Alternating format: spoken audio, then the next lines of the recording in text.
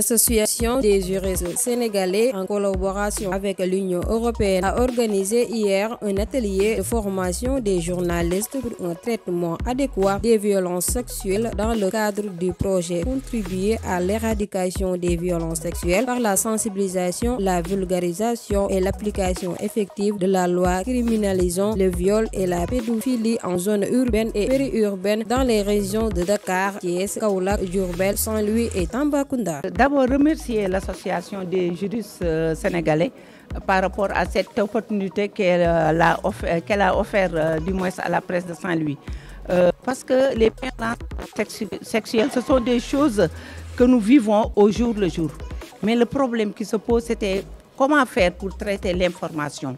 Parce qu'on a constaté qu'au Sénégal, qu'on a banalisé vraiment tout ce qui est violence faite sur les femmes. Et actuellement, quand on ouvre un journal un matin ou à travers les radios, à travers des émissions interactives, on parle de violence sexuelle. Si c'était comme quelque chose qu'on a beaucoup banalisé. Et je crois qu'il est temps que vraiment les journalistes soient spécialisés sur ces problèmes de genre, surtout en ce qui concerne les femmes que les hommes.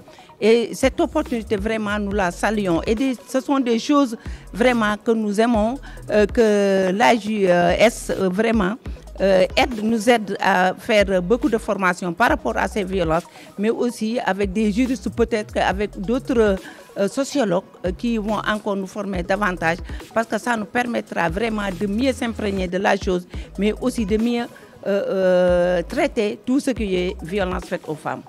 C'est une bonne chose, parce que chaque jour, quand on se réveille le matin, on entend des cas de violence, Et ces cas, vraiment, il y a certains vraiment qui sont traités, certains qu'on traite devant les tribunaux, mais il y a certains vraiment qui sont là et qui sont des intouchables. Il y a des cas qui se sont produits récemment à travers le Sénégal. On peut ne pas y revenir. Il y a des cas qui se sont posés à Saint-Louis.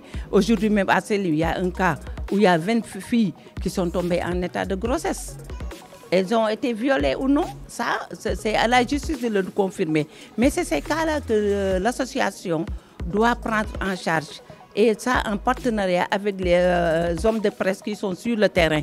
Mais aussi, il faut que nous, en tant qu'acteurs des médias, que nous acceptons de nous spécialiser sur certaines formes. Parce qu'en général, nous traitons nous sommes des généralistes. Et ça, c'est une occasion vraiment pour que nous soyons plus impliqués par rapport à ces violences qui se passent de façon très, très exagérée. Dans le cadre de ce projet, donc, nous avons jugé nécessaire de former tous les acteurs, ou bien de renforcer la capacité de tous les acteurs.